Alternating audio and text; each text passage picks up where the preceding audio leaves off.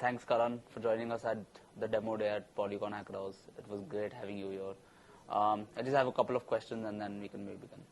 Yeah, sounds good. Awesome. So how would you say your day was? How were the sessions, the project that was showcased? The day was great. I think just the production quality of it was really awesome. I think Deffolio in general does a great job. I've been for a bunch of your events now, so it's been awesome. And I'd say I was primarily here for the demo day, I think, to see some of the companies, and I really liked I'm assuming you guys must have got like thousands of applications, right? So 10,000. So the curation was like really good because everyone was building in, like, of course things were raw and everything, but at least the categories they were building in and the products they were looking to build were important, I'd say, potential white spaces in crypto. So I think that was super cool. Any particular project that you liked or stood out that you were kind of intrigued Yeah, by? I really liked, so there was one by Srijan, which was the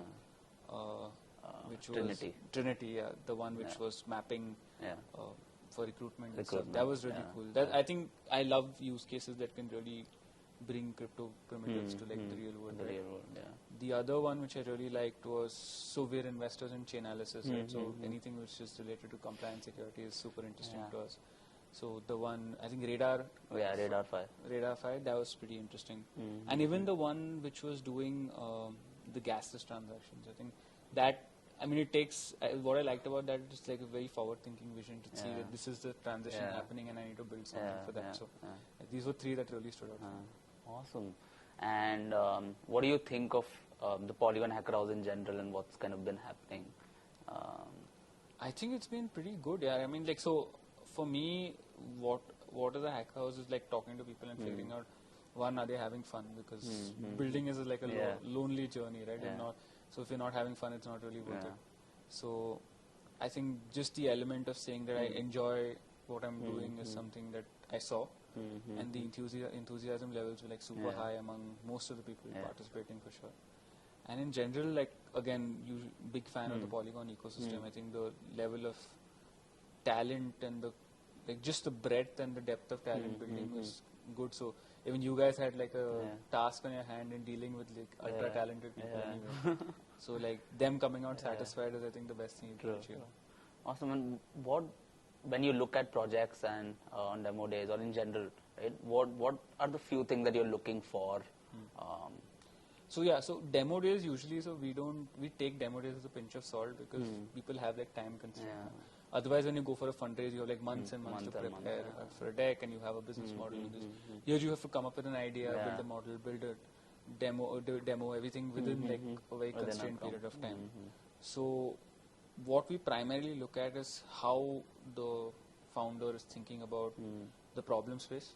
So it may not be the particular problem they're solving, but is that the areas they're looking at from a macro perspective, something that can become a large market.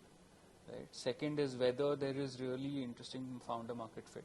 For example, in Radar 5, you could clearly see that the founder has done a lot of work in like security and compliance before getting into this particular category. So things like that actually matter in crypto because it's a very specialization heavy field. You can't always be a generalist. And the third thing is just a general level of clarity of thought and vision. Of course, visions change, especially at such an early stage, but the ability to think that, okay, if I have to get to point X, I have to do ABC things is, even at an early stage, quite valuable. So these are some of the few things we look at. Awesome. And what would kind of be your advice to these builders who are just starting out, who are building projects? So I'm not one who should be giving advice because I think just the fact that they're building makes them much more courageous than I am. Say being a VC, it's very easy for me to say things. No, you should do it this way, not this way. Yeah, I would never say. If I say that to any founder, the founder should come and say, please, it's not your job to tell me. But what I'd say is, it's all about being enthusiastic and just constantly curious about your job, what you're doing.